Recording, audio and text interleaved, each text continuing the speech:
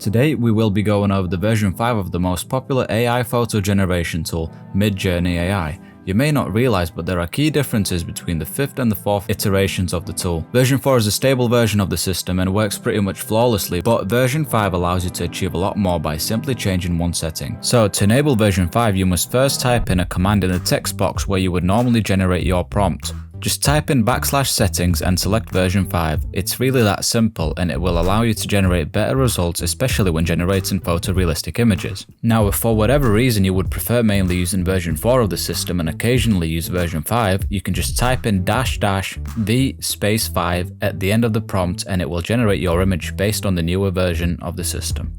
Okay, so let's run through a list of pros and cons for version 5. Let's start with the pros, as it's a far longer list. As mentioned before, version 5 is an improvement on the previous version as it allows to generate better realistic images. Another major improvement has been made in hand generation.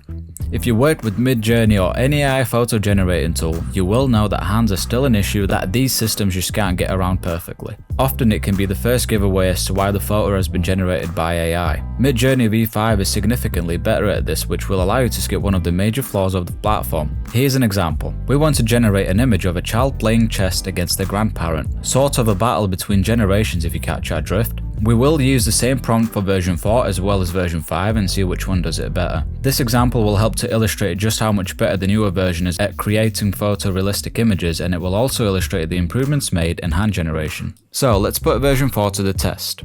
As you can see, we went back into our settings and selected version 4 to generate this prompt. Just to be sure, we also added V4 at the end of our prompt. We then had to pick a variant we like and upscale it. Here's the end result. Pretty good, but there's an obvious flaw. Just have a look at the granddad's hand.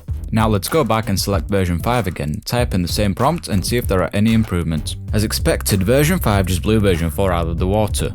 Firstly, the image is extremely realistic looking, and just have a look at those details. We find it rather impressive considering the basic nature of the prompt. Version 5 is better adapted to understand prompts written in a natural language style, which for some will be easier to do, and for those who focus on reusing previously written prompts, this may become more challenging. Regardless, the leap in quality is substantial, isn't it? Also, pay attention to the hands. Much more proportionate, and there are no extra fingers, nor are they weirdly shaped. For us, it is a no-brainer to use a version 5, the results are just far better. We must mention that it is still in its alpha stage, which can lead to instability sometimes, and perhaps that is the only downside to it currently. We are sure this will be addressed in the near future, and we won't look back at the version 4 once the developers have done so. If you don't know how to access Midjourney AI, or you're just starting out with it and would like to try it for free, see our previous video on how to do so.